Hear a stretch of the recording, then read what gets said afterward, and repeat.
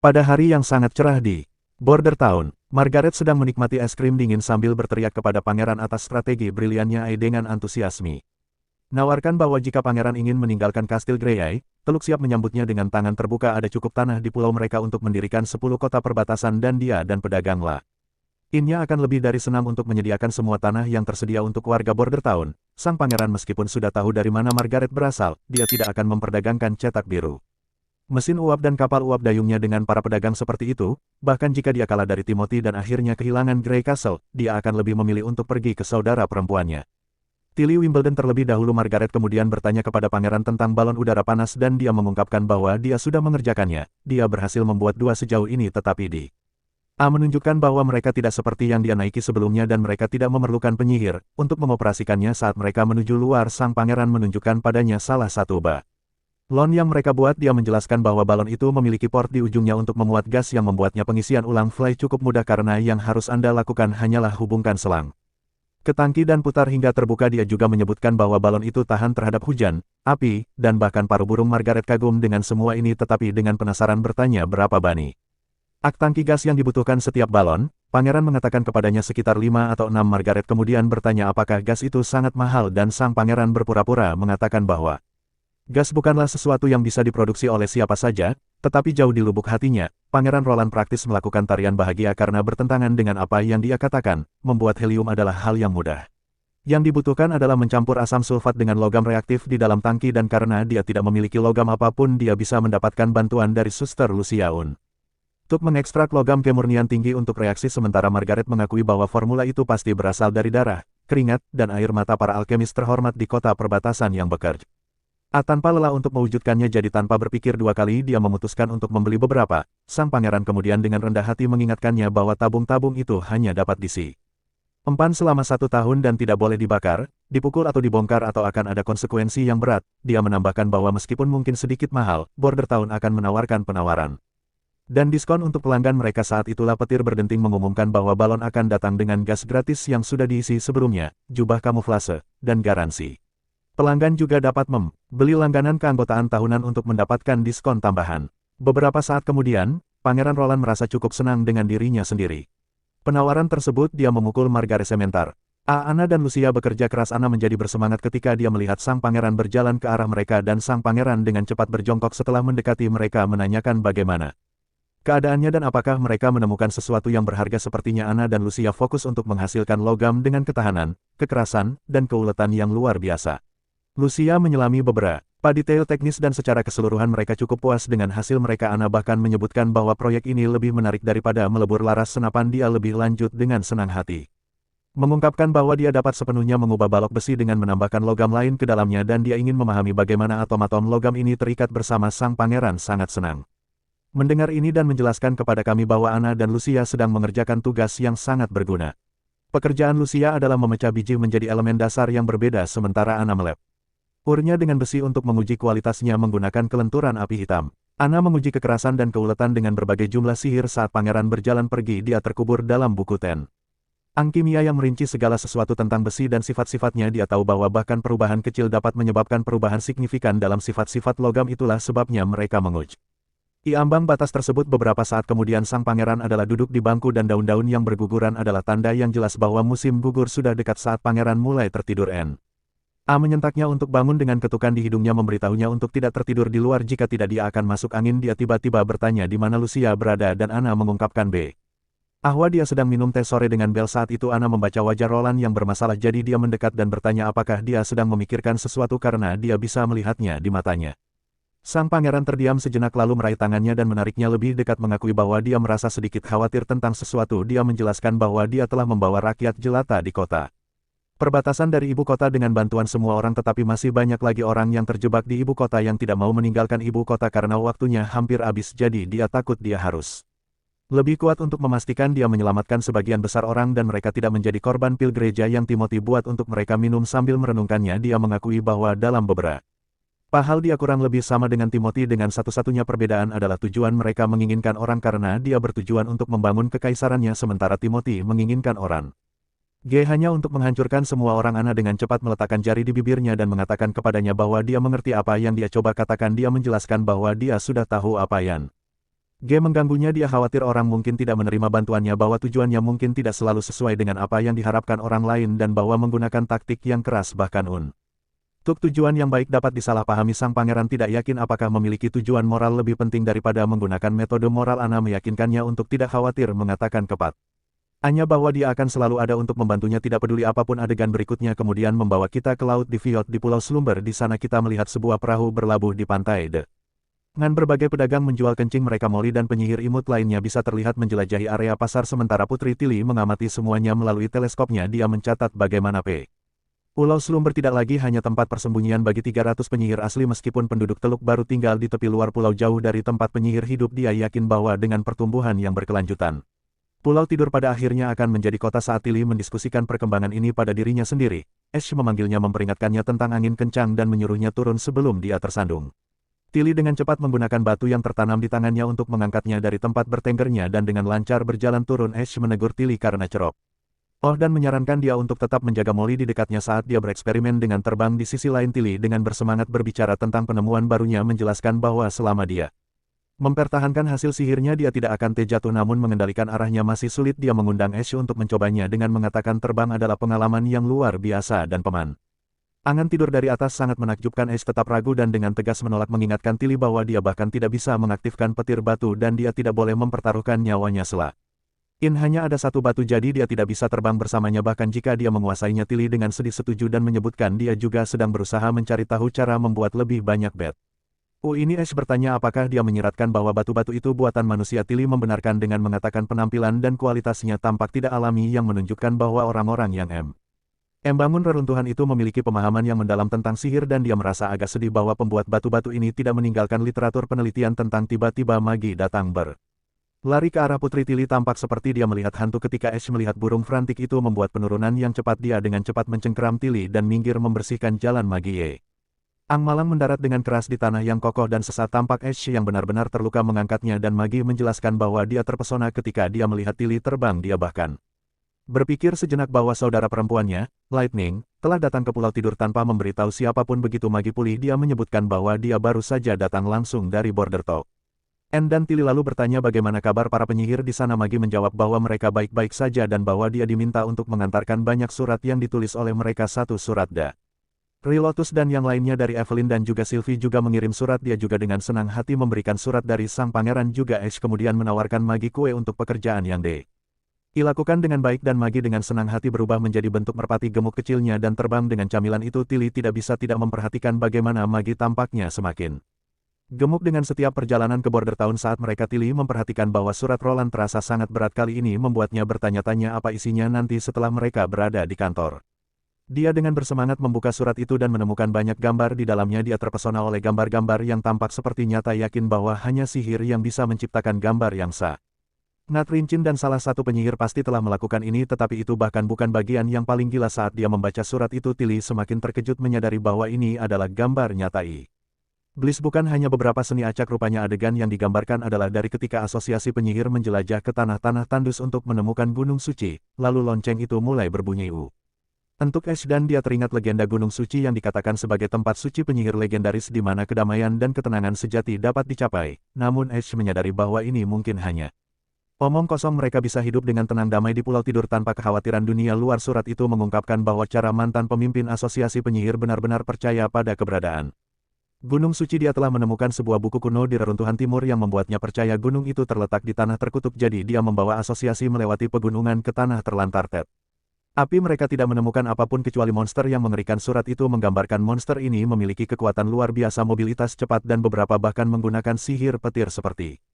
Witchwood. Dari 40 penyihir hanya 6 yang selamat dan mereka akhirnya menemukan tempat berlindung di Border Town. Tidak akan mengejutkan jika para iblis itu menggunakan batu petir yang sama yang dimiliki Putri Tilly. Saat ini surat pangeran terus menyebutkan sesuatu yang membingungkan juga. Jelas ada coretan di akhir dalam bahasa 4 kerajaan itu merujuk pada kota suci pertempuran dengan iblis dan eksperimen Elis dengan tentara hukuman ilahi dari 400 tahun yang lalu. Sang pangeran belum mengetahui mengapa ini akan ditulis dalam bahasa yang berbeda. Setelah menyelesaikan surat misterius dari Pangeran, Tilly memutuskan untuk membaca surat Sylph selanjutnya. Surat Sylph mengungkapkan bahwa dia belum mendeteksi penyamaran atau jejak sihir yang berhubungan dengan Roland Wimbledon. Tidak ada penyihir Ain di Border Town yang mungkin mengendalikan pangeran yang berarti bahwa Pangeran Roland benar-benar saudara laki-lakinya. Berita itu benar-benar mengejutkan Tilly dan dia mencoba memahami bagaimana hal itu mungkin terjadi. Dia ingat bahwa Geralt, Timothy dan Garcia adalah anak pertama ayahnya dan mereka telah membentuk klik yang erat karena alasan ini. Bahkan Garcia yang termuda di antara mereka 6 tahun lebih tua dari Roland, jadi tidak ada seorang pun bergaul dengannya dan menggertaknya tanpa henti secara logis karena Tilly adalah yang termuda. Dia seharusnya bekerja sama dengan Roland tetapi beberapa alasan yang jelas itu tidak terjadi. Kepribadian Roland menjadi sangat bengkok karena cara saudara-saudaranya memperlakukannya dan dia membawa banyak karena frustrasi dia tidak bisa melampiaskannya pada kakak-kakaknya. Jadi Tilly akhirnya menjadi sasarannya. Dia menjelaskan bahwa ayah mereka turun tangan begitu dia mengetahuinya dan Roland sedikit berubah meskipun dia penuh kenakalan. Dia tidak dewasa dan agak lucu jadi dia harus melawannya dan dia tidak mengganggunya banyak. Setelah itu tidak akan berbohong, Roland kecil cukup menawan. Saat itu Tilly lebih lanjut mengungkapkan bahwa Ika Roland tumbuh dewasa, dia tidak benar-benar banyak berubah. Menurut rumor, dia pemarah tidak berpendidikan dan hanya mengandalkan status kerajaannya. Sifat-sifat itu hanya menutupi kelemahannya yang sebenarnya, yaitu rasa takut dan rapuh. Namun sekarang dia berdiri bersama para penyihir yang melindungi mereka meskipun dianggap sebagai iblis dan dia bahkan bersedia melawan gereja. Dia kesulitan mempercayainya dan setuju. Dia mengatakan itu meskipun dia tidak melihat Roland selama bertahun-tahun. Dia tampak seperti orang yang sama sekali berbeda sekarang. Selain dari penampilannya, dia memberikan etaran yang sama sekali berbeda. Tilly kemudian dengan penasaran bertanya kepada Ash tentang pengamatannya lebih lanjut. Ash menjelaskan bahwa perubahan terbesar Roland adalah kebersihan, baik penampilan dan kehadirannya sederhana dan halus. Dia tidak memamerkan statusnya seperti elit lainnya dan jika bukan karena rambutnya, dia mungkin tidak menonjol dari orang biasa sama sekali. Ash menambahkan bahwa meskipun Roland mungkin tampak normal, ada sesuatu tentang dia yang bisa dia lihat, tidak cukup diungkapkan dengan kata-kata dan dia memberikan perasaan yang sangat menyenangkan. Sang putri tersenyum dan menggoda menunjukkan bahwa dia tidak pernah berharap Ash dari semua orang memberi Roland pujian. Ash dengan cepat menjadi gugup dan bersikeras. Dia hanya jujur namun Tilly masih penasaran dan tanya apa yang bisa menyebabkan perubahan drastis pada Roland. Dia curiga dia mungkin telah menggunakan beberapa cara untuk menjadi orang lain dan satu-satunya cara untuk mengetahuinya adalah dengan bertemu dengannya secara langsung. Saya suka bagaimana Manoa ini memberi begitu banyak penekanan pada transformasi Roland. Ini adalah perubahan yang menyegarkan. Dari mana lain yang sering membuat Anda lupa karakter utama termasuk dalam dunia mereka saat ini. Sylvie lebih lanjut menulis bahwa dia sebagian besar telah menjelajahi tambang utara untuk sang pangeran yang mengejutkan semua orang. Mereka telah menemukan sejumlah besar batu penghakiman ilahi. Batu-batu ini tumbuh dari tanah seperti biji lainnya. Dia juga melihat tentara di kota perbatasan menggunakan jenis senjata logam yang menembakkan bola besi dan baut senjatanya sangat kuat dan mengeluarkan suara gemuruh dan dia bahkan membuat beberapa gambar senjata ini. Ash dengan cepat bersemangat dan menunjukkan bahwa senjata seperti batang ini persis seperti apa menyebabkan cederanya saat itu karena mereka sekutu. Sekarang dia menasihati Putri Tilly meminta pengiriman senjata-senjata ini untuk pertahanan jika sang pangeran menolaknya. Itu akan menunjukkan bahwa dia tidak dapat diandalkan seperti yang dipikirkan semua orang. Putri Tilly menjawab bahwa pertama-tama mereka tidak terlalu tidak berdaya dan kedua senjata-senjata itu jelas penting bagi sang pangeran. Jadi dia tidak akan. Tilly yakin bahwa membuat tuntutan seperti itu hanya akan menghancurkan kepercayaan mereka. Selain itu dia berencana untuk mengunjungi Border Town selama musim dingin, jadi akan lebih mudah untuk berbicara dengannya secara langsung tentang hal itu. Ash dengan cepat setuju mengatakan bahwa Tilly dapat mengatasinya hal-hal namun dia melihat cocok bagai Tilly terus membaca surat itu dia melihat bahwa mata tajam Sylvie tidak melewatkan apapun karena surat itu bahkan menggambarkan hadiah Roland untuk para penyihir sampai dia benar-benar tersipu.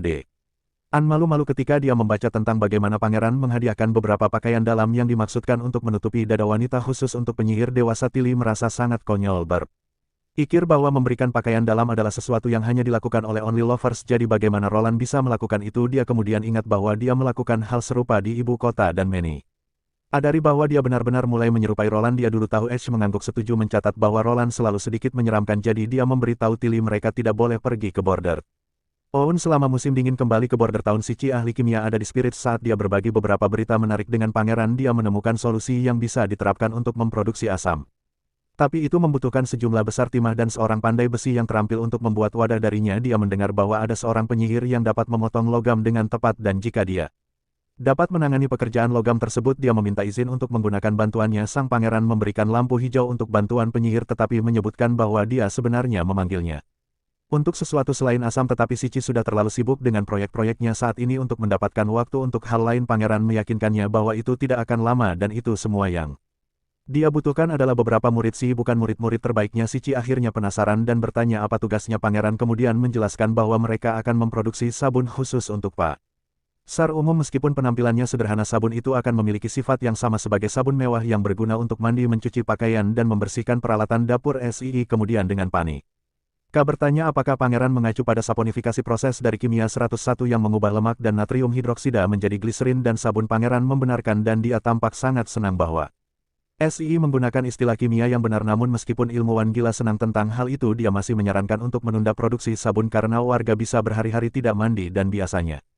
mencuci pakaian dan piring mereka di sungai. Sang pangeran menjelaskan bahwa produksi sabun memang memiliki prioritas terendah saat ini, tetapi itu adalah produk sampingan yang sangat mereka butuhkan. Ci kemudian bertanya apakah sang pangeran sedang berbicara tentang gliserin dan pangeran setuju menyatakan bahwa memproduksi gliserin adalah prioritas utama mereka. Akhirnya si Ci setuju dengan rencana A tersebut, tetapi menunjukkan bahwa dia tidak akan punya waktu untuk menanganinya sendiri. Pangeran mengerti dan menyebutkan bahwa dia memiliki beberapa intel pedas yang mungkin menarik perhatiannya. Rupanya sebuah perahu layar yang membawa 50 orang rakyat jelata tiba pagi ini. Karena ada banyak orang dan mereka tampak seperti pedagang, mereka dihentikan oleh patroli. Salah satu rakyat jelata ini meminta sisi dan ternyata pendatang baru itu adalah seorang alkemis dari Redwater Kota. Sebelum pangeran dapat mengungkapkan nama pendatang baru ini, Sei melompat kegirangan dengan cepat menyadari bahwa ini pasti Charles, mantan muridnya. Dia yakin Charles telah membawa murid untuk membantunya dan dengan bersemangat bertanya di mana Charles sekarang, menjelaskan bahwa dia adalah muridnya yang paling produktif dan itu penting untuk pekerjaan. Pangeran memberitahunya bahwa mereka mendaftarkan diri di balai kota. Di adegan berikutnya, Petir dan Magi bersiap-siap untuk petualangan. Mereka memeriksa ulang persediaan mereka. Magi dengan bangga mengeluarkan serangkaian sosis dan menyatakan bahwa dia sudah siap untuk Petir. Perjalanan mengangkat alisnya dan mengatakan padanya bahwa sosis tidak akan berbuat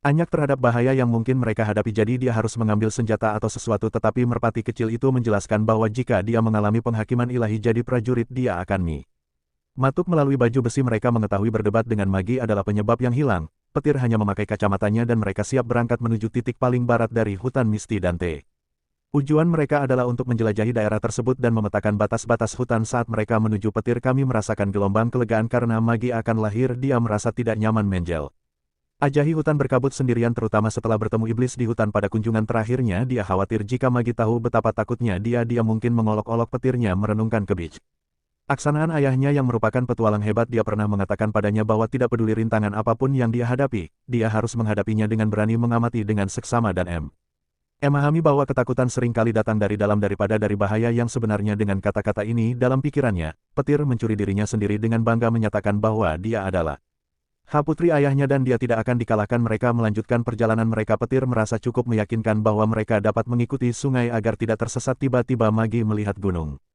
yang menjulang tinggi di ujung hutan gunung. Tatapan mata membuatnya tampak hampir mistis. Mereka perhatikan lubang gelap yang dalam di gunung dan memutuskan untuk menyelam lebih jauh ke dalamnya untuk menyelidiki. Begitu mereka berada di dalam, Petir memperhatikan batu-batu hitam tersebar di sekitar area. Magi bahkan menusuk salah satu batu dan melaporkan bahwa mereka tampaknya tidak dapat dimakan.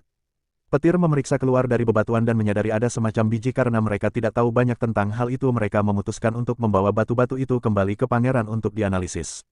Petir kemudian menyebutkan bahwa mereka menghabiskan sebagian besar pagi untuk sampai di sini, yang berarti tempat ini berjarak sekitar 240 km dari kota perbatasan, jauh lebih jauh dari lagu panjang Ben Teng. Tiba-tiba dia penasaran dan bertanya-tanya apa yang ada di balik gunung besar ini. Sementara Magi memperhatikan bulunya mulai menghitam dengan baik. Saya tidak akan terkejut jika tempat ini adalah tambang emas batu bara. Namun Petir memutuskan untuk memeriksa sisi lain gunung, jadi dia memberitahu Magi untuk tetap di tempat dan tidak bergerak. Dia berlari keluar dari terowongan dan mulai terbang diagonal menuju laut untuk melihat apa yang ada di balik gunung. Ketika dia akhirnya mencapai ujung gunung dan melihat sekeliling, dia benar-benar terkejut dengan apa yang dia lihat. Kemudian adegan Woods kembali ke kota perbatasan di mana sang pangeran sedang mempelajari peta istana kerajaan Grey Castle dan dia sibuk merencanakan pengepungannya. Tiba-tiba dia mendengar suara berdebar keras. Itu adalah Magi dan Kilat mengintip melalui jendela. Dengan Kilat tampak sangat takut dan cemas. Sang pangeran dengan cepat memberitahu Nightingale akan membuka jendela saat mereka berada di dalam. Petir melompat ke arah pangeran dan sebagai balasannya dia menepuk kepalanya dengan meyakinkan, menyuruhnya untuk tenang dan bertanya apa yang terjadi.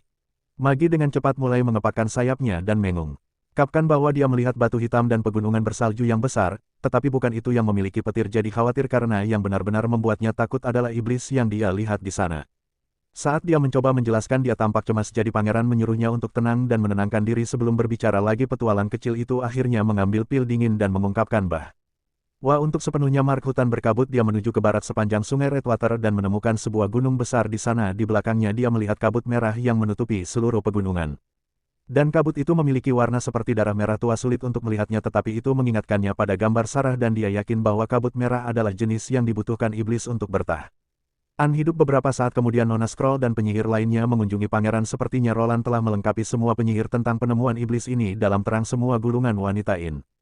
I menyarankan agar mereka melakukan penyelidikan di daerah kabut merah. Dia menunjukkan bahwa petir hanya melihat dari jauh dan tidak bisa memastikan apakah benar-benar ada iblis di kabut, ditambah bahkan jika mereka menemukan iblis. Mereka perlu mencari tahu apakah monster itu dapat mencapai kerajaan dari pegunungan. Wendy setuju dengan rekomendasi gulungan saudara perempuan dan selanjutnya menambahkan bahwa meskipun semua orang tahu bahwa iblis itu kuat, mereka masih belum yakin tindakan pertahanan apa yang harus diambil terhadap mereka, jadi untuk mempersiapkan diri terlebih dahulu mereka perlu menyelidiki monster-monster ini secara langsung. Pangeran juga setuju dengan poin yang mereka kemukakan dan bertanya apakah ada yang keberatan, jika tidak dia siap untuk melanjutkan rencananya. Namun, Pangeran tidak yakin bagaimana melakukan penyelidikan dengan aman. Saat itulah Anna menyarankan menggunakan balon udara. Dia menjelaskan bahwa mereka dapat mengecat balon agar menyatu dengan langit dan menggunakan awan sebagai penutup. Mereka akan terbang di atas lautan sebagai tindakan pengamanan tambahan. Petir kemudian menyarankan untuk membawa Sylvia karena kemampuannya sempurna untuk misi pengin Tayan seperti ini. Sang pangeran setuju dan memutuskan bahwa dia akan bergabung dengan ekspedisi juga. Namun Andale dengan cepat menyuarakannya kekhawatiran bersikeras bahwa sang pangeran tidak boleh mempertaruhkan nyawanya dan sepertinya penyihir lain juga menentang gagasan pangeran yang ikut serta. Pangeran kemudian mengklarifikasi bahwa ini tidak berisiko seperti yang terlihat. Dia menjelaskan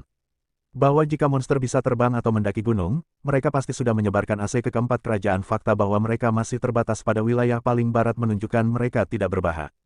Ya, seperti yang ditakutkan semua orang selain sang pangeran berpikir pada dirinya sendiri bahwa dia memiliki lebih banyak pengetahuan tentang peradaban alien dan hal-hal lain dan dia dapat dengan mudah mengetahui seberapa majunya mereka hanya pada pandangan pertama. Jadi jika dia bisa melihat iblis dan kota mereka sendiri, itu bisa sangat membantu dalam mencari tahu bagaimana cara bertahan melawan Ereka. Dengan mengingat hal itu dia memberitahu semua orang untuk tenang, meyakinkan mereka bahwa mereka akan mengawasi dari jarak yang aman. Dia menambahkan bahwa bahkan jika mengintai dari jauh terlalu berbahaya, tidak akan pernah menyetujui ekspedisi ini. Sejak awal Nightingale akhirnya setuju meskipun dia tampak agak malu karena bereaksi berlebihan sebelumnya dan dia masih bersikeras bahwa pangeran tidak diizinkan untuk menyimpang dari kelompok selama perjalanan mereka. Pangeran setuju dan menunjuk keluar bahwa Anna. Wendy berkata Sylvie, Nightingale, petir dan Magi akan pergi. Dia memberitahu Eka mereka akan berangkat dalam seminggu dan menyarankan semua orang untuk membawa revolver bersama dengan ransum yang diperlukan. Dia juga memberitahu mereka untuk berlatih dengan revolver sementara itu sehingga bahkan para penyihir yang tidak suka berkelahi dapat membela diri mereka sendiri. Sang pangeran kemudian memutuskan untuk melihat petir biji telah membawa kembali petualang kecil itu. Denga cepat melaporkan bahwa ada lebih banyak batu-batu ini di dekat gunung dan area yang ditutupi olehnya 10 kali lebih besar dari kota perbatasan. Sang pangeran memperhatikan bahwa batu itu lebih ringan dari biji biasa, jadi itu pasti bukan logam atau biji biasa karena berwarna hitam dan ditemukan di permukaan tanah. Itu bisa jadi batu bara. Dia memberitahu Anna untuk membakar batu itu sedikit dan itu api hijaunya menyentuhnya. Batu itu mulai terbakar dengan api biru. Tidak butuh waktu lama untuk pangeran menyadari bahwa ini adalah antrasit berkualitas tinggi, sejenis batu bara yang terbakar dengan asap minimal. Petir terkejut bahwa ini adalah bentuk batu bara karena dia mengira itu rapuh dan kotor seperti arang. Pangeran menjelaskan bahwa batu bara ini telah dipecah dan dimurnikan. Sebagian besar batu bara terlihat seperti batu dalam bentuk dasarnya dan batu bara dengan kualitas lebih tinggi seperti antrasit lebih keras dan berkilau di luar. Dia menambahkan bahwa batu bara tidak langka di Kastil Gri karena Valen Dragon Ridge dan Silver City keduanya mengekspornya. Itu terutama digunakan untuk kehangatan, tetapi benda ini dapat dengan mudah menggantikan arang dan pandai besi yang lebih ramah lingkungan karena berarti lebih sedikit pohon-pohon perlu ditebang. Dia berpikir dalam hati bahwa meskipun mereka beralih ke listrik dan gas, batu bara tetap merupakan sumber bahan bakar yang serbaguna dan murah. Batu bara dapat digunakan untuk memproduksi gas, hidrogen, dan aspal, bahkan menghasilkan listrik. Oleh karena itu, membangun tambang batu bara terbuka akan menjadi pilihan yang baik. Lebih menguntungkan daripada mengandalkan impor. Sepertinya mereka perlu memproduksi lebih banyak kapal uap dan pabrik batu bara di wilayah paling barat untuk mengirimkan semua batu bara ke kota Perbatasan. Adegan beralih ke kota raja di mana di dalam istana seorang alkemis menunjukkan penemuan baru mereka yang merupakan bubuk salju yang mudah terbakar yang dibuat oleh asosiasi alkemis ketika ledakan terjadi. Mangkuk kuningan itu terbang ke udara meninggalkan Timothy benar-benar terperangah. Alkemis tua itu menjelaskan bahwa jika mereka meningkatkan kuantitas dan mengemasnya dengan rapat, buk itu bisa cukup kuat untuk mencabik baju besi dan daging. Timothy senang mendengar ini dan dengan senang hati menawarkan orang tua itu hadiah yang dermawan sebesar 20 royals emas. Dia memerintahkan untuk mulai membangun pabrik bubuk salju di ibu kota segera dan untuk terus meneliti bubuk itu. Dia berjanji bahwa jika efeknya dalam pertempuran sama mengesankannya dengan yang diklaim, dia akan Abulkannya alkemis sebuah kapal duke dan wilayah orang tua itu membungkuk hormat, tetapi salah satu ksatria di ruangan itu menunjukkan bahwa sementara penemuan itu terlihat menjanjikan di atas kertas itu mungkin tidak terlalu berguna di medan perang karena memerlukan sekering dan memiliki daya mematikan terbatas yang hanya mempengaruhi area selebar setengah langkah. Timothy sangat terganggu setelah diingatkan bahwa bubuk ini masih membutuhkan inovasi. Dia merenungkan dengan getir bahwa jika bukan karena Garcia yang merebut alkemis yang bertugas meneliti bubuk salju, dia pasti sudah mendominasi Grey Castle, tetapi dia masih merasa lega karena para alkemis yang tersisa cukup terampil untuk mengendus resep itu. Tiba-tiba seorang prajurit masuk dengan berita dan laporan yang mendesak bahwa pasukan yang dikirim ke wilayah barat telah dimusnahkan dan kembali ke ibu kota dengan kekalahan masing-masing membawa surat dari Roland Wimbledon. Timothy membaca surat itu dan melihat bahwa Roland jelas kecewa dengan strateginya. Roland menyebut serangan di wilayah barat sebuah kesalahan besar dan memperingatkan bahwa dia akan membuat Timothy membayarnya. Dia juga mengatakan dia akan menyerang kembali ibu kota pada bulan kedua musim gugur, berencana untuk menunjukkan bahwa tahta Timothy tidak simen yang dia pikirkan. Timothy benar-benar marah setelah membaca surat itu. Kemarahannya praktis mendidih camp Ali pada para penyihir. Mereka semua bersiap dengan revolver untuk latihan menembak mereka dan sang pangeran sangat ingin melihat bagaimana mereka tampil saat para wanita mulai menembaknya dengan cepat. Menjadi jelas bahwa mereka sedang berjuang. Tembakan mereka pergi ke segala arah kecuali menuju target. Antusiasme Roland mereda dan mulai merasa putus asa tentang keterampilan mereka yang kurang bersemangat. Namun tidak semuanya malapetaka dan kesuraman karena Ana menonjol di antara semua orang dengan mengenai target dengan kehalusan seperti itu. Anda tidak akan percaya para penyihir lainnya terpesona melihat ini dan bahkan sang pangeran bingung dengan penampilannya. Dia memperhatikan bidikannya yang bersih dan postur tubuhnya yang mantap dan bertanya-tanya apakah Ana memiliki bakat di luar pengetahuannya. Meskipun hentakan revolvernya terlihat, lengannya tetap sempurna stabil meninggalkan sang pangeran terkesan dan penasaran tentang kemampuan tersembunyinya sementara Ana berjemur dalam kejayaannya setelah mengenai target dengan sempurna. Namun sang pangeran dengan cepat menyadari sesuatu yang aneh dan kita juga bisa melihat sedikit keajaiban yang terjadi di dekat pelatuk senjatanya. Dengan tatapan curiga di matanya dia mencondongkan tubuh ke arah Ana dan menegurnya dengan mengatakan bahwa tidak ada yang diizinkan menggunakan kemampuan mereka selama latihan menembak. Ana yang tidak tahu apa-apa bertanya mengapa dan pangeran menjelaskan bahwa jika musuh memiliki batu penghakiman ilahi, dia tidak akan berdaya tanpa sihirnya. Dia ingin semua orang bersiap untuk situasi pertempuran nyata di mana kemampuan magis mereka mungkin. Pangeran kemudian menutup telinganya dan menyuruhnya untuk mencoba lagi, meyakinkannya bahwa dia tidak akan merasa takut kali ini. Secepat kilat meminta Magi untuk datang dan menutup telinganya juga. Saya merasa sangat menarik bagaimana bahkan anak-anak menangani senjata-senjata ini, seperti mereka hanya pistol air dengan telinganya tertutup. Ana dengan cepat menembakkan rentetan peluru dan semuanya mengenai sasaran dengan sempurna. Melihat ini Wendy dan Nightingale mencobanya juga dan segera gadis-gadis itu bersenang-senang saat menembak. Kemudian kita melihat balon mereka melayang di udara disamarkan agar menyatu dengan langit. Sang pangeran mengumumkan bahwa mereka akan berlatih menjatuhkan proyektil dari langit dan berencana untuk menyerang ibu kota pada bulan kedua musim gugur. Jadi semua orang harus mulai berlatih sekarang juga. Wendy tidak bisa menahan rasa senangnya karena berada di tempat yang tinggi di langit dan menunjukkan bagaimana seluruh wilayah barat terlihat sekecil telapak tangannya. Pangeran menjelaskan bahwa daerah itu memang tidak terlalu besar dan mengarahkan perhatiannya ke Wastelen di utara yang merupakan tempat mereka harus pergi nanti. Petir memperhatikan bahwa mereka sudah cukup tinggi dan berkomentar bahwa dia tidak dapat melihat apapun di bawah. Pangeran mengatakan mereka sudah cukup tinggi dan di dalam ranjang balon kita melihat bom seperti nuklir. Dia menjelaskan bahwa mereka akan berlatih dengan menjatuhkan bom palsu ini seperti yang mereka lakukan di tanah. Dia menambahkan bahwa karena ini hanya sebuah eksperimen, bom yang digunakan jauh lebih kecil dari yang asli dan beratnya hampir sama dengan 4 burung bulbul. Meskipun yang ini ukurannya lebih kecil, mereka tetap harus relakukannya dengan serius. Ana tampak sangat penasaran setelah mendengar tentang berat bom ini dan dengan penasaran bertanya kepada pangeran. Sejak Nightingale menjadi unit pengukuran, sang pangeran batuk secara dramatis dan mengatakan padanya untuk tidak khawatir tentang detailnya, memerintahkannya untuk memulai saja. Mereka menjatuhkan yang pertama bom dan Ana dengan cepat menutup pintu bawah di keranjang. Sang pangeran senang melihat bahwa mereka telah menjadi begitu akrab dengan prosedur setelah semua pelatihan mereka. Wendy kemudian bertanya kepadanya apakah bom benar-benar dapat mengenai target dari ketinggian ini. Roland mengakui bahwa tampaknya mustahil mengingat mereka menjatuhkannya dari ketinggian 1000 meter. Namun dia menjelaskan bahwa bom tersebut memiliki kemampuan navigasi yang luar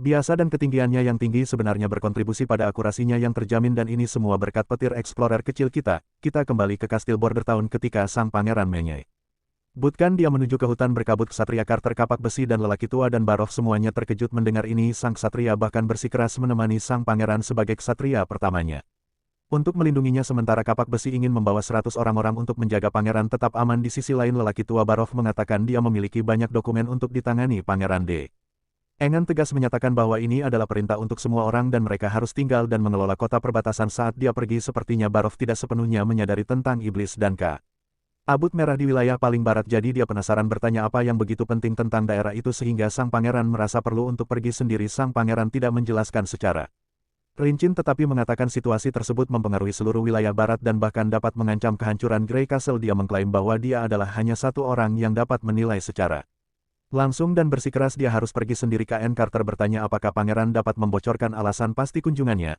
Pangeran mengatakan dia tidak dapat mengatakannya sekarang tetapi dia akan mengisinya. Pada akhirnya dia menjelaskannya dengan jelas bahwa ini adalah misi rahasia dan semua orang harus merahasiakannya karena semua orang panik dengan berita mengejutkan yang baru saja dijatuhkan sang pangeran. Dia merenungkan situasi dalam benaknya. Wilayah iblis berjarak 6 mil dari wilayah barat dan monster-monster ini pernah menghancurkan kota suci Tequila mengantar para penyintas ke tepi benua.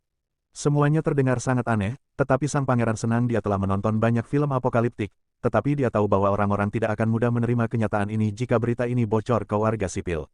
Kepanikan, semua orang mungkin akan bergegas meninggalkan wilayah barat dan dia tidak bisa membiarkan hal itu terjadi setelah datang sejauh ini jadi pangeran akhirnya berangkat dengan semua penyihir di balon. Mereka melambaikan tangan selamat tinggal terakhir kepada teman-teman setianya yang dengan berlinang air mata melihatnya pergi. Tidak akan berbohong, saya juga sangat bersemangat untuk melihat apa yang akan mereka hadapi dalam kabut itu. Sementara itu saat mereka melayang di udara, Sylvie bertanya apakah gereja melawan iblis 400 tahun yang lalu dan bertanya apakah itu membuat gereja menjadi baik. Sang pangeran berkata gereja sebenarnya jahat dan Nightingale setuju menunjukkan bahwa jika mereka baik mereka tidak akan memiliki telah mengeksekusi penyihir tanpa alasan. Dia menjelaskan akan menjadi satu hal jika para penyihir benar-benar jahat tetapi mereka tidak terhubung dengan iblis sama sekali, ditambah ada bukti untuk membantah bahwa pangeran setuju dan menambahkan bahwa pertama-tama mereka perlu memverifikasi apakah gereja benar-benar melawan iblis. Jika mereka melakukannya, mengapa mereka menyembunyikannya dan menghancurkan semua bukti?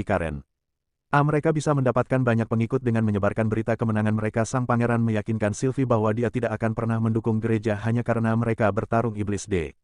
Ia bertekad untuk melawan iblis sendirian jika diperlukan dan dia tidak takut karena dia memiliki penyihir di sisinya. Nightingale mencondongkan tubuhnya dengan gembira mengingatkan Sylvie bahwa gereja adalah sekelompok pecundang yang gagal membasmi iblis di masa lalu sehingga pangeran tidak akan pernah berpihak pada mereka. Beberapa saat kemudian petir menunjukkan bahwa mereka hampir sampai dan dapat melihat gunung. Ketika semua orang di balon melihat ke depan mereka terpesona oleh kemegahan gunung. Wendy bahkan mencatat bahwa gunung-gunung ini seperti baru saja muncul dari tanah entah dari mana. Sang pangeran kemudian berkata mereka akan mendirikan kemah di pegunungan yang lebih dekat ke pantai karena mereka akan beristirahat hari ini dan memulai penyelidikan mereka besok. Begitu mereka mendirikan kemah di dekat laut, sang pangeran melihat hamparan air yang tak berujung dan berpikir itu adalah tempat yang bagus karena area yang luas ini membuat mudah untuk melihat apapun di sekitar mereka jauh dari hutan berkabut dan tidak mungkin bagi hewan untuk mendekati. Para wanita itu datang dan menyarankan agar sang pangeran tidur di dalam tenda. Saat itulah Roland mengingat hari itu ketika dia mencoba tidur di antara para wanita itu tetapi harus menghabiskan seluruh malamnya dengan gelisah untuk menghindari mengulangi kesalahan yang sama 2 kali. Dia memutuskan untuk tidur di luar agar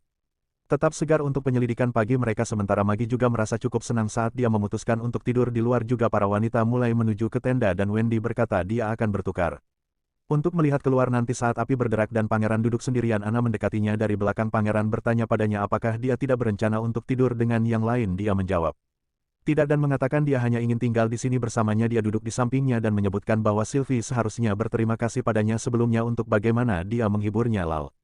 Tiba-tiba Anna berkata dia senang dengan pilihan yang dia buat. Sang pangeran merasa bingung dan penasaran bertanya pilihan apa yang dia bicarakan tapi alih-alih menjawab Anna mencondongkan tubuh dan memberinya ciuman cepat di pipi. Setelahnya dia tidak menjawab, tidak mengatakan apapun lagi, hanya mengucapkan selamat malam dan pergi tidur. Sementara dia masih belum pulih dari ciuman tak terdugai. Sang pangeran terkejut ketika Nightingale tiba-tiba muncul dan mencium pipinya juga. Dia berterima kasih padanya untuk semua yang telah dia dilakukan untuk para penyihir lalu menghilang begitu saja meninggalkan sang pangeran yang tersenyum sendiri. Keesokan paginya kru kembali ke balon dan melanjutkan perjalanan mereka ke kabut merah. Di dalam balon, sang pangeran terlihat masih menguap dan merasa sedikit tidak nyaman karena tidur di luar. Dia sudah mulai merindukan kenyamanan kastilnya, terutama air yang mengalir dan hujan. Sementara para penyihir penuh energi dan bersemangat dan sang pangeran tidak bisa tidak kagum melihat betapa segarnya penampilan mereka dan bertanya-tanya apakah kecantikan mereka adalah bagian dari sihir mereka. Tiba-tiba petir melaporkan bahwa mereka seharusnya bisa melihat darah kabut dari kejauhan. Dia dengan cepat mengarahkan jarinya ke arah tertentu dan saat mereka mengintip ke bawah mereka melihat seluruh area dipenuhi dengan kabut merah yang menyeramkan. Itu Sylvie tidak membuang waktu untuk mengaktifkan kemampuannya dan dia dengan cepat melaporkan bahwa mereka masih terlalu jauh dari kabut karena dia tidak bisa mendeteksi apapun dari jarak ini. Pangeran memutuskan untuk turun lebih jauh dan memberitahu Sa untuk memastikan dia menggambar setiap adegan dari titik ini dan seterusnya saat dia melihat melalui teropong di pantai dia melihat tidak ada rekan atau dermaga bahkan jika ada iblis mereka tidak membangun kapal untuk mencapai kastil abu-abu dari laut tiba-tiba Sylvie berbicara mengatakan bahwa sekitar 10 mil dari pantai di Red Mist. Ada beberapa struktur yang terbuat dari black rock yang berbentuk segitiga dan tampaknya menunjuk ke atas. Wendy dengan cepat menimpali dan mencatat bahwa struktur ini terdengar mirip dengan Fata Morgana yang mereka lihat. Di tanah terlantar yang menunjukkan tempat ini pasti wilayah iblis namun Sah yang melihat iblis di gedung-gedung mereka di tanah terlantar sebelumnya menunjukkan bahwa ketinggi. Menara-menara ini tampaknya tidak sesuai dengan menara yang dia lihat di Mirage yang begitu tinggi sehingga seharusnya terlihat di atas kabut karena mereka bahkan lebih tinggi dari gunung-gunung Sang pangeran kemudian berspekulasi bahwa apa yang dia lihat sebelumnya mungkin adalah kota iblis dan ini bisa jadi hanya sebuah desa sementara Wendy dan Anna ketakutan di latar belakang sang panger. Tetap tenang dan bertanya apa di dalam menara. Sylvie melaporkan bahwa sebagian besar dari mereka kosong tetapi beberapa diisi dengan semacam cairan. Tiba-tiba dia melihat mata merah menyeramkan menatapnya kembali. Pangeran itu menyadarkannya dari itu dan bertanya dengan mendesak apa yang terjadi. Sylvie tidak membuang waktu sedetik pun sebelum memberitahu pangeran bahwa mereka harus segera keluar dari sana karena setan sudah menemukan mereka. Menggaruk bahwa setan sudah bergerak dia menjelaskan bahwa mereka dikubur di bawah tanah dengan hanya pipa di punggung mereka yang mencuat dari tanah. Kotoran akan menjadi nyata dan jelas mereka harus keluar sebelum hal-hal semakin buruk. Sylvie kemudian menjatuhkan berita brutal lainnya yang mengungkapkan bahwa ada beberapa setan terbang yang membuat semua orang benar-benar bingung dari pikiran mereka. Sang pangeran dengan cepat memerintahkan Wendy untuk menarik balon dengan kecepatan penuh dan gadis angin kita dengan cepat mendorong balon ke depan. Dengan anginnya kekuatan tapi sayangnya Sylvie melaporkan bahwa dua iblis dengan cepat mendekat dan mereka mengendarai semacam monster terbang. Sang pangeran terpesona mendengar ini tetapi alih-alih merasa takut dia agak penasaran dengan monster-monster ini jadi dia menyipitkan matanya dan memperhatikan bahwa ini iblis tampaknya mengendarai beberapa binatang iblis hibrida. Dia membuat keputusan persekian detik dan berteriak kepada semua orang untuk menurunkan ketinggian balon dan mencapai tanah sesegera mungkin. Dia tahu bahwa dengan hanya petir yang mampu terbang itu tidak akan cukup untuk lindungi semua orang jika monster ini mengejar. Jika balonnya rusak mereka semua dalam masalah serius dan dia adalah menendang dirinya sendiri karena meremehkan iblis dan menempatkan semua orang ke dalam kekacauan berisiko ini. Bahkan sebelum mereka dapat memulai keturunan mereka, monster terbang mendekat dengan cepat. Salah satu dari mereka menghalangi jalan mereka dan melemparkan tombak dengan kecepatan luar biasa langsung ke pangeran.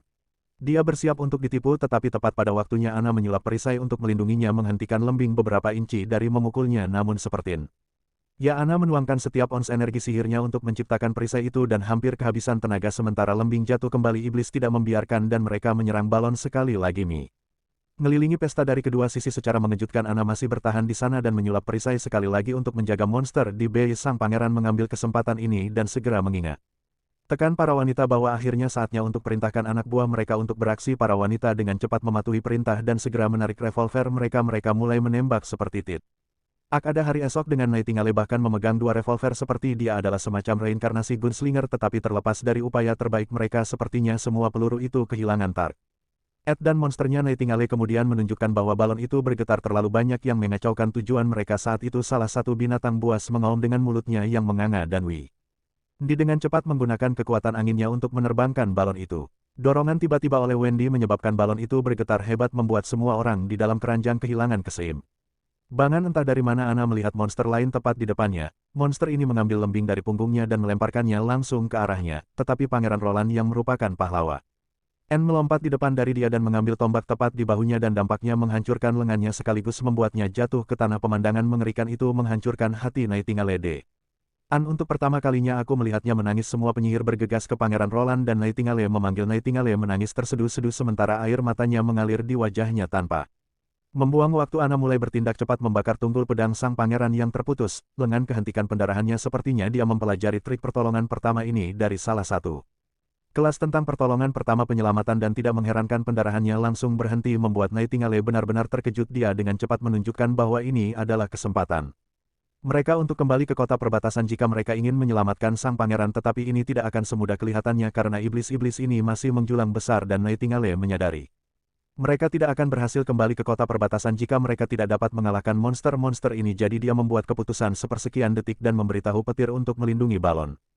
Dari kerusakan gadis itu terkejut mendengar ini sejenak bagaimana dia akan menjauhkan para iblis itu tetapi ketika dia melihat pangeran dia menyadari bahwa mereka tidak punya waktu menjadi takut jadi. Dia dengan cepat terbang ke udara dan salah satu iblis dengan cepat mulai mengejarnya sementara masih ada satu iblis yang mencoba membuat lubang di balon monster itu dengan cepat mundur dan Wendy Man unjukkan bahwa itu pasti bersiap untuk serangan menyelam saat itulah Anne melangkah memutuskan untuk melompat dari balon untuk mendekati iblis yang dicoba oleh teman-temannya untuk membujuknya agar tidak melakukannya tetapi dengan iblis yang menyerang balon dia tidak punya banyak pilihan akhirnya dia melompat dari keranjang dan mendarat di atas balon dia kemudian menggunakan kekuatan kabutnya dan mes.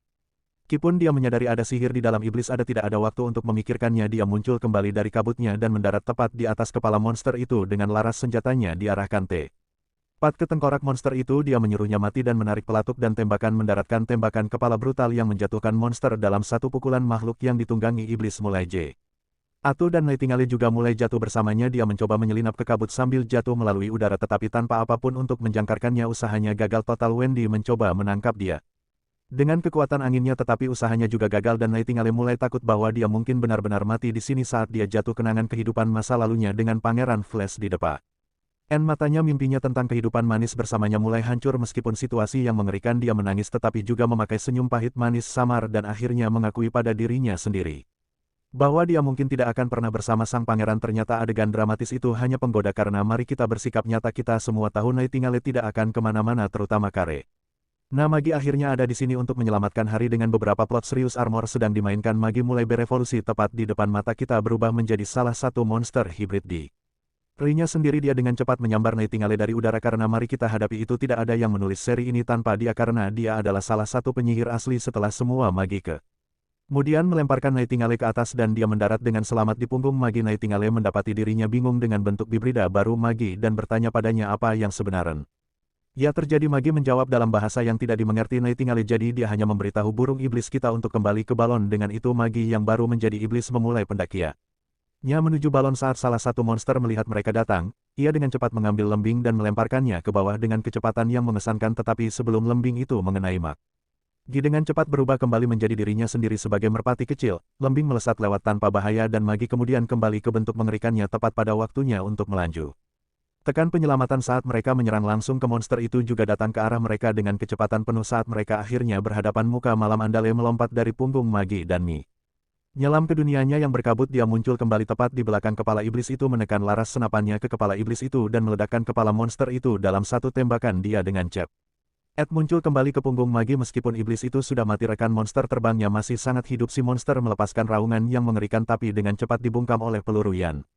Game robek mulutnya yang menganga meninggalkan lubang di kepalanya prajurit yang senang menarik pelatuk yang melepaskan tembakan tidak lain adalah saudara perempuan petir dan Nightingale memberinya bukan cepat persetujuan untuk pekerjaan yang dilakukan dengan baik setelah ancaman dinetralkan Nightingale memutuskan sudah waktunya untuk kembali setelah beberapa saat mereka akhirnya mencapai pantai. Semua orang berkumpul di dalam keranjang balon khawatir sakit tentang pangeran yang Anda lihat bepergian dengan balon lambat dan bahkan jika mereka terbang melewatinya malam mereka tidak akan mencapai kota perbatasan sampai tengah hari keesokan harinya dengan waktu yang semakin menipis mereka memutuskan untuk membiarkan Magi dan petir membawa pangeran terlebih dahulu sementara gadis iblis kecil. Kita yang manis siap untuk mengambil tugas petir tampaknya sedikit cemas tapi dia segera menyingkirkan semua pikiran yang mengganggu dan dengan percaya diri meyakinkan semua orang bahwa mereka akan mendapatkan pangeran kembali tepat waktu dengan mengingat hal itu mereka mengikat pangeran dengan aman ke punggung Magi sementara Nightingale meyakinkan petir bahwa pangeran yang terluka bukanlah kesalahan mereka karena mereka tidak dilahirkan untuk bertempur dengan itu kedua gadis terbang itu terbang bersama sang pangeran meninggalkan yang lain di balon Ana juga menyarankan mereka untuk bergerak.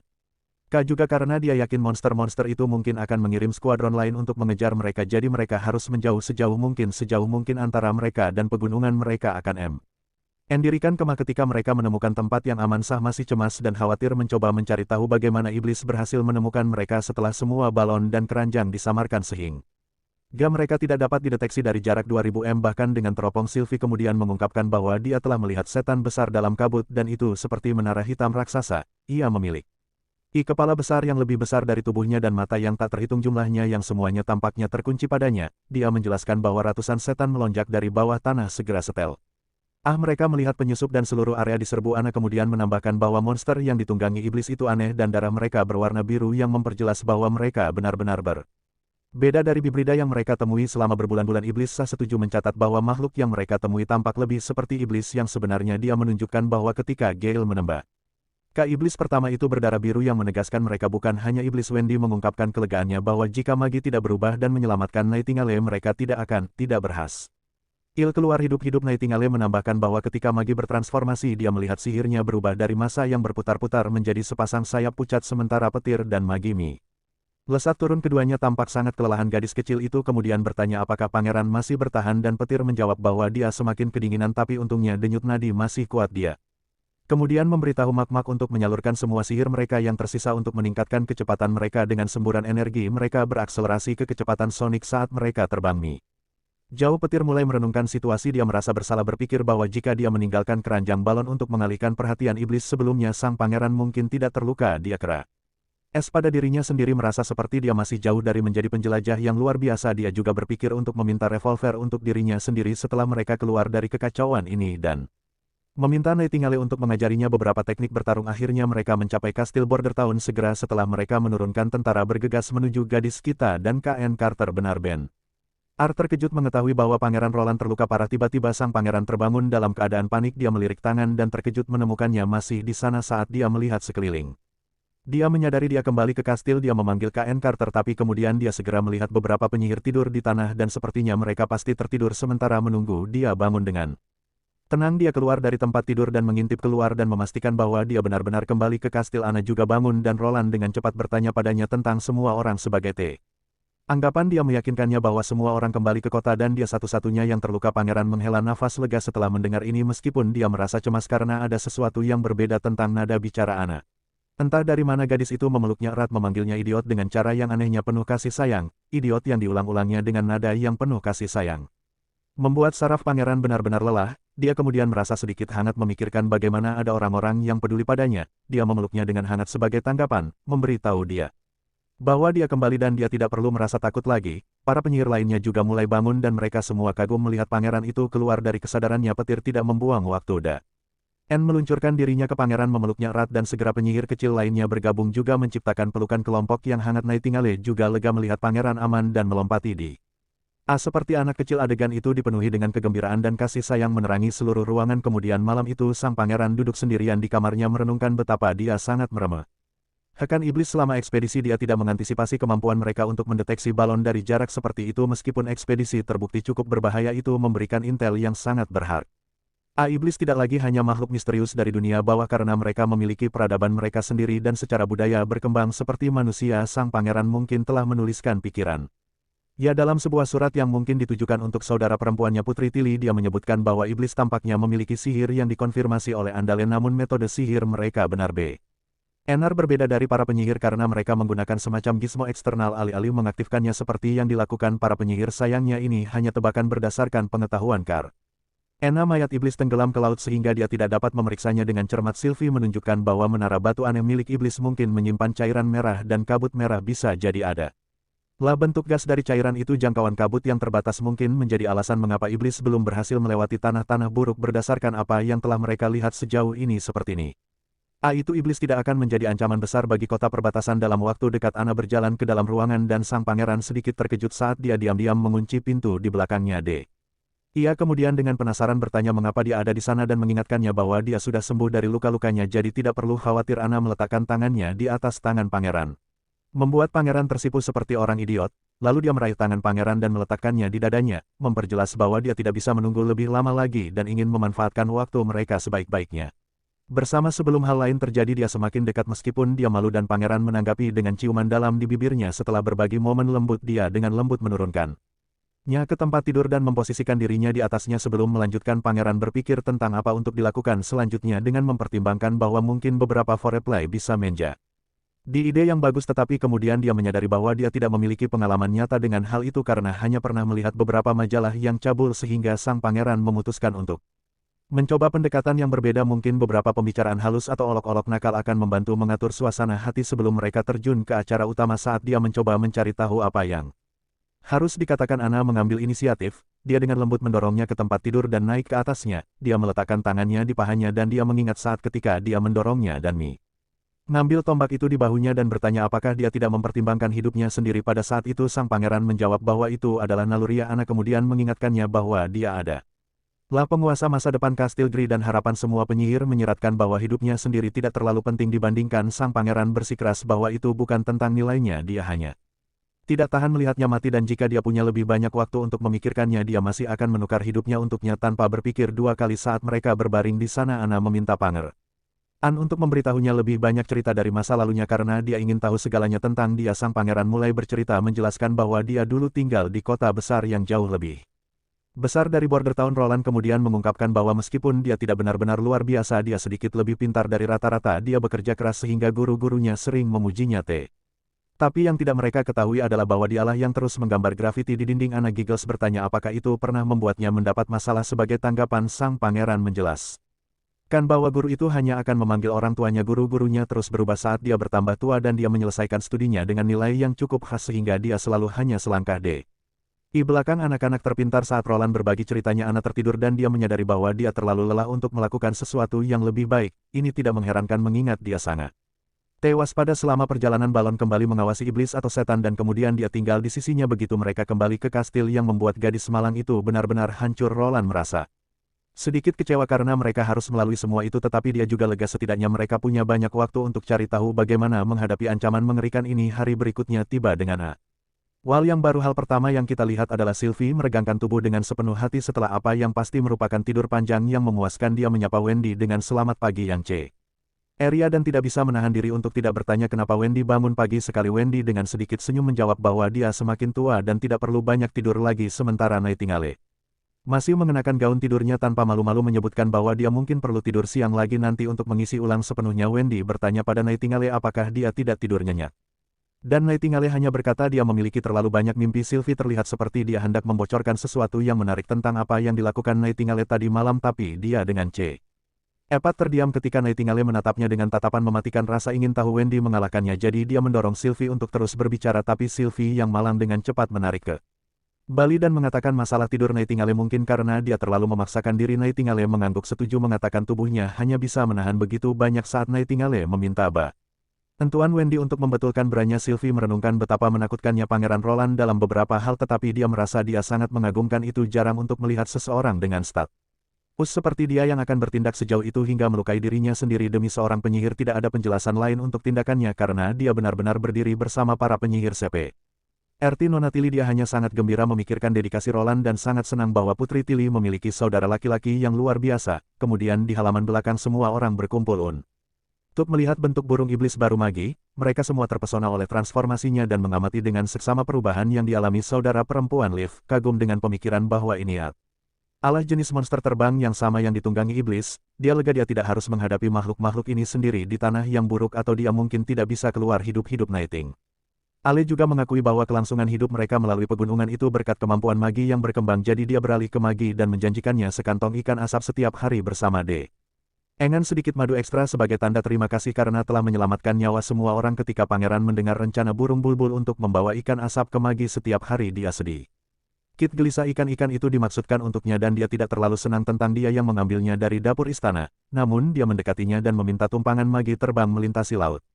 Bersama pangeran dan Nightingale di punggungnya, sang pangeran sedang bersenang-senang karena mungkin itu adalah saat yang paling dekat yang pernah ia dapatkan untuk menunggangi naga. Ia menyadari bahwa Nightingale dapat terbang dengan kecepatan sekitar 80 km per jam dengan dua penumpang yang lebih lambat dari kilat, tapi Magi memiliki stamina yang unggul. Setiap kali petir perlu membawa sesuatu, harus menggunakan lebih banyak sihir dan dia juga kehilangan ketinggian, tetapi Magi hanya perlu bertransformasi dan ketinggian bukanlah faktor besar dalam konsumsi sihirnya dan dia hanya perlu khawatirkannya kekuatannya sendiri. Dekat Andale juga mencatat bahwa sihir Magi telah berkembang pesat dan dia bisa dengan mudah menjadi pembangkit tenaga listrik di persatuan penyihir saat ini. Dia juga memperkirakan bahwa Magi sekarang dapat berubah 7 atau 8 kali sehari. Dengan mana saat ini sang pangeran kemudian memutuskan sudah waktunya untuk menjatuhkan turun dan Magi dengan cepat mulai turun. Saat mereka sampai di ketinggian yang lebih rendah, sang pangeran mengungkapkan bahwa bangunan yang mereka lihat saat ini adalah menara penyihir. Kita juga bisa melihat semua penyihir berdiri di balkon dan sang pangeran menunjukkan bahwa semua orang sudah memilih kamar mereka. Dia memberitahu Magi bahwa dia tahu dia suka tidur dengan petir, tapi dia masih memberinya kamar tidur dan Dia bebas menghiasnya sesuai keinginannya. Burung iblis kecil kita menjadi gembira mendengar berita ini dan memutuskan untuk langsung menuju kamar barunya. Magi gembira dan Rapid Ascent mulai menakut. Nakuti pangeran setengah mati, jadi dia segera menyuruhnya untuk tenang sebelum mereka berakhir di atas awan. Sementara itu kita juga melihat Evelyn ada di balkon dan dia tampak benar-benar terpesona. Transformasi baru Magi, tiba-tiba pikirannya kemudian mulai melayang kembali ke ingatan masa lalu di mana dia melihat bagaimana mereka menuangkan beton ke dalam rangka bangunan. Dia merasa itu mena. Rick bahwa jika mereka mencampurnya dengan kerikil mereka dapat membentuknya menjadi bentuk atau rupa apapun yang menjadikan beton sebagai bahan bangunan yang serbaguna. Evelyn kemudian masuk ke dalam kamarnya dan duduk dengan tenang merenungkan bagaimana sudah sebulan sejak dia tiba di sini. Dia tidak merasa seperti dia sudah selesai banyak hal selain mencicipi anggur untuk sang pangeran. Meskipun ia memberinya kamar sendiri, dia mulai merasa seperti dia tidak pantas mendapatkan semua ini. Mengingat betapa sedikitnya kontribusinya, dia berbaring di tempat tidurnya seperti tubuh tak bernyawa merenung. Engkan bagaimana dia hanya mendapat 5 poin pada ujian terakhir. Nona Scroll tidak membuat skor semua orang menjadi publik, tetapi Evelyn mengetahuinya setelah bertanya-tanya dan sekarang dia merasakan beban karena tidak memenuhi syarat. Evelyn berpikir sendiri bagaimana dia melatih tulisan tangannya setiap hari setelah kelas, bahkan mendapatkan bantuan dari Lily dan Moon meskipun dia berusaha diami. Rasa seperti dia hanya seorang idiot rata-rata dengan otak yang tidak berguna. Tiba-tiba dia mendengar rekan penyihir lilinnya yang dengan bersemangat masuk untuk menjelaskan bahwa ruang tamu memiliki dapur yang sebenarnya dan bahkan ruangan aneh yang dicat putih, dan dia menyuruh temannya untuk ikut dengannya untuk melihatnya. Tetapi Evelyn melihat terlalu sedih untuk memperhatikan apa yang dikatakan temannya. Lilin memperhatikan suasana hatinya dan khawatir bertanya apakah dia merasa baik-baik saja dan bertanya-tanya apakah Evelyn kesal karena harus tidur sendirian sekarang. Saat itulah Evelyn akhirnya berbicara mengingatkan temannya bahwa mereka telah tinggal di sini selama sebulan. Sebagai tanggapan si kecil setuju, tetapi dia tidak yakin apa yang Evelyn coba katakan dengan tepat. Evelyn lanjutkan untuk mengingatkan teman kecilnya tentang bagaimana Lotus hampir selesai dengan tembok baru yang dia bantu persiapkan. He telah berlatih sekelompok burung pembawa pesan dan Sylvie pergi bersama pangeran untuk menyelidiki monster, tapi di sisi lain dia merasa seperti dia sendiri tidak punya apa-apa untuk dilakukan, bahkan tidak punya apa-apa untuk berlatih dan memiliki nilai ujian terburuk. Ini membuatnya bertanya-tanya mengapa pangeran memilih seseorang yang tidak berguna seperti dia. Setelah mendengar semua ini, Lilin menyarankan temannya untuk bertanya langsung kepada Pangeran Roland. Tentang hal itu Evelyn terkejut dengan saran ini, tetapi Lilin meyakinkannya bahwa pangeran itu adalah saudara laki-laki Nona Tilly dan memiliki niat yang tulus untuk para penyihir. Dia menyebutkan bahkan Sylvie yang dulunya sangat kritis terhadapnya telah melunak dan bahkan memujinya sekali atau dua kali kemarin. Jadi dia mendorongnya untuk berbicara dengan pangeran, meyakinkannya bahwa dia tidak akan kasar atau memarahinya karena berbicara dengannya secara pribadi. Akhirnya Evelyn memutuskan untuk berbicara dengan Pangeran Roland. Kita kembali kastil tempat kita melihat lelaki tua Barof tanya kepada pangeran mengapa dia secara khusus merekrut wanita untuk produksi pati. Sebagai tanggapan, Roland menjelaskan bahwa wanita umumnya lebih berhati-hati dan dia ingin lebih banyak wanita baker. Daripada tinggal di rumah. Dia juga memberitahu Bar bahwa begitu ujian berikutnya berakhir dia akan bertanggung jawab merekrut pekerja magang wanita untuk balai kota. Barof terkejut mendengarnya ini dan menunjukkan tidak ada contoh perempuan sebagai pekerja di masa lalu dan lebih jauh menyoroti bahwa pekerja magang lainnya juga berhati-hati. Pangeran menjelaskan bahwa jika tidak ada model yang mereka harus membuatnya karena menambahkan perempuan ke dalam angkatan kerja adalah cara termudah untuk memperluas angkatan kerja. Sang pangeran juga menugaskan Baraf untuk mengubah sikap masyarakat terhadap pekerja perempuan. Selain itu dia menunjukkan bahwa mengingat gaji besar yang akan diterima setiap perempuan, dia yakin bahwa mereka akan secara bertahap melangkah ke pekerjaan. Tiba-tiba Nale muncul kembali ke kantor dan bertanya kepada pangeran apakah benda pati ini adalah sesuatu yang lezat yang dia rencanakan untuk dibuat. Pangeran menggelengkan kepalanya dengan tidak dan mengatakan itu bukan hanya makanan tetapi memiliki produk sampingan yang cukup rapi. Dia menjelaskan bahwa jika Anda mencampur tepung terigu dengan air dan uleni sampai air berubah menjadi putih seluruhnya lalu ganti airnya, Anda akan mendapatkan bola gluten yang lengket. Gluten ini dapat digoreng atau ditumis hingga menjadi lembut dan kenyal, lalu Anda dapat melapisinya dengan madu atau campurkan dengan rem. Rempah semuanya terdengar lezat dan sepertinya Nightingale sudah mulai meneteskan air liur. Mendengar hal itu sang pangeran memutuskan mungkin lebih baik untuk berhenti berbicara sebelum dia lebih bersemangat. Dalam pikirannya sang pangeran berpikir tentang bagaimana air bunga yang diproses menjadi pati yang merupakan bahan penting dalam bahan peledak karena dia belum mulai memproduksi gliserin TNT. Dimatikan tabel untuk saat ini, tetapi pati adalah bahan peledak yang paling mudah dibuat dan tidak terlalu sensitif sehingga tidak dapat dinyalakan oleh api dan membutuhkan detonator tetap.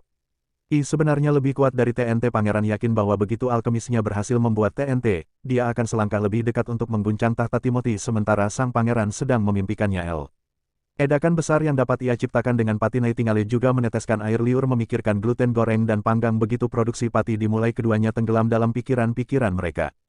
Bersenang-senang memikirkan minat mereka ketika tiba-tiba Evelyn membuka pintu kantor dengan cemas dan masuk. Nightingale dengan cepat menghilang dan pangeran bertanya kepada Evelyn alasan kunjungannya.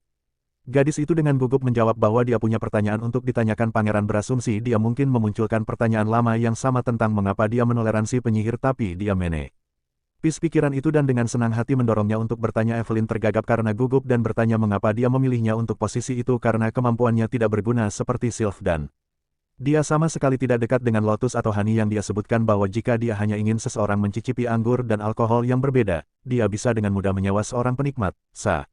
Pangeran dengan cepat mengetahui apa yang dipikirkan Evelyn dan bertanya padanya bagaimana perasaannya tentang alkohol yang diberikannya. Evelyn agak bingung pada awalnya tetapi menyebutkan bahwa sementara itu terlalu kuat pada awalnya. Dia sudah terbiasa dengan itu. Sang pangeran kemudian mengobrak-abrik rak buku dan mengeluarkan sebotol alkohol. Evelyn melanjutkan dan menambahkan bahwa koktail dengan jus es dan gula benar-benar lezat tetapi dia juga menunjukkan bahwa pub keluarganya hanya menjual anggur murah dan bir mentah jadi dia tidak benar-benar tahu apa yang disukai orang kaya. Setelah menuangkan bir ke dalam gelas, sang pangeran bertanya apakah dia bisa mengubahnya menjadi vodka. Evelyn setuju dan dengan cepat menggunakan kemampuannya pada cairan seperti yang diharapkan warnanya bir mulai berubah dan pangeran mencicipinya dengan cepat dan memastikan bahwa inilah yang dia cari. Itulah alasan dia mempekerjakannya.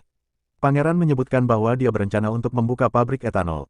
Tetapi dengan cepat mengoreksi dirinya sendiri dengan mengatakan bahwa dia akan membuka tempat pembuatan bir dan Evelyn akan menjadi pembuat anggur profesional. Pembuat sumur. Evelyn terlihat tidak yakin dengan kemampuannya dan tetap diam. Sementara itu kembali dengan Garcia Wimbledon, seorang pria datang ke kamarnya meminta bantuannya dan Justice. Dia menjelaskan bahwa wilayahnya belum sepenuhnya diserang oleh heretics tetapi putranya meninggal di tangan mereka pengikutnya saat dia melindungi ratu sebelumnya dan sekarang para pemberontak bersembunyi di pegunungan. Dia ingin membalas dendam dan minta Garcia untuk produk alkimia yang dapat meledakkan gerbang kota. Dia berjanji bahwa jika dia membantunya dia akan sepenuhnya mendukungnya dan seluruh perak keluarga Heron akan mengikutinya juga.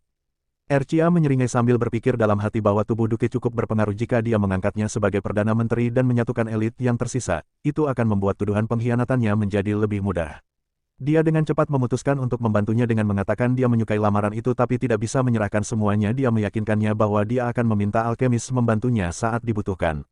Duke senang dengan kemurahan hatinya dan berjalan pergi dengan gembira. Segera setelah Ksatria Garcia muncul dengan segelas bir dan menawarkannya padanya, dia mencatat bahwa dengan semua elit di telapak tangannya, dia bisa mendominasi seluruh kerajaan bahkan tanpa bantuan Raja Seni Serigala. Garcia setuju dan saat itu Ksatria menyajikan surat dari Raja Seni Serigala. Dia bukanya dengan cepat dan Ksatria dengan cemas bertanya apakah itu berita buruk. Garcia membaca surat itu dan dengan muram menyatakan bahwa gereja telah mengirim lebih banyak pasukan yang akan datang untuk kota Wolfart dan mereka telah menembus banyak perimeter. Sang ksatria terkejut dengan berita itu dan dengan cepat bertanya mengapa gereja melancarkan serangan meskipun bulan-bulan iblis hampir menimpa mereka. Garcia juga terkejut mendengar berita ini dan menyadari bahwa dia tidak mengharapkan gereja bertindak begitu cepat. Jika mereka menunggu sampai musim semi berikutnya dia akan lebih siap.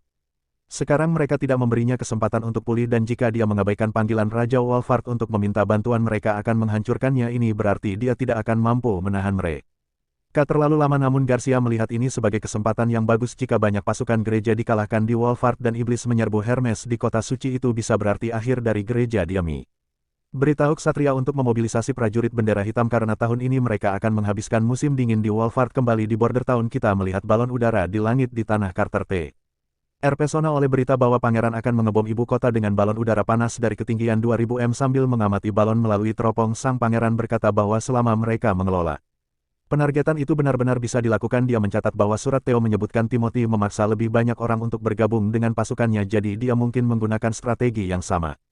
Dengan menggunakan pil gereja kapak, Irona dengan gembira setuju menambahkan bahwa selama mereka meledakkan kepala Timothy dengan menghancurkannya dari dia pasti akan ditipu. Pasti sang pangeran rarap hanya itu dan menyebutkan dia telah menguji bom selama seminggu jadi semoga saja di works. Sementara itu Carter terlihat menangis dan dia mengoceh tentang bagaimana perimeter dan pertahanan tidak berguna melawan balon ini dan seluruh militer mereka taktik menjadi sia-sia ketika bertonton bom berjatuhan dari langit. Ketika bom akhirnya jatuh dan meledak, bom tersebut menutupi area yang luas dengan awan api saat terkena dampak. Pangeran dan bawahannya praktis menarik kegirangan, senang melihat bom itu bekerja dengan sangat baik. Pangeran kemudian dengan senang hati mengungkapkan kepada kita bahwa tes yang sukses ini berarti operasi Angin Timur 001 sudah siap untuk diluncurkan. Sepertinya episode berikutnya akan dipenuhi dengan ledakan. Berikan komentar tentang bagian video mana yang paling Anda nikmati. Sedangkan untuk saya, Anda dapat melihat bagian mana dari video ini yang paling Anda sukai. Saya benar-benar bersemangat untuk mempelajari lebih lanjut tentang iblis-iblis ini dan asa Usul mereka dan saya tidak sabar untuk melihat bagaimana pangeran berencana untuk melawan mereka. Saya agak berharap dia mempertimbangkan untuk menjatuhkan salah satu dari ini di desa iblis itu juga.